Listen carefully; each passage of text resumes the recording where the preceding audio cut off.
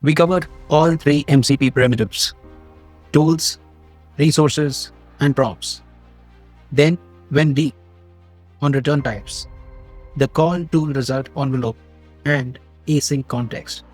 So the server can talk back to the client mid execution. We wired the full TOR server, 19 tools, 2 resources, 2 prompts, into MCP inspector and Claude desktop, and drove from a Python client over both stdio and streamable HTTP. That's the entire MCP surface at the fast MCP level. And yeah, that was a lot.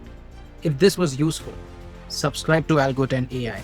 The next sections go deeper, and honestly, future you will be annoyed if past you didn't hit the button. Next up, we'll cover async await, startlet Ubicon if you need that. Then the patterns that actually matter in production. We're talking low-level server, lifespan management, sampling, where your server calls the LNF instead on the other way around, elicitation, completion, pagination, startlet mounting, and the legacy SSE transfer.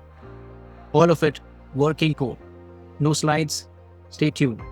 So thank you for watching. Subscribe to the channel. Drop in a comment with what you're building. And I'll see you in the next one. Thank you.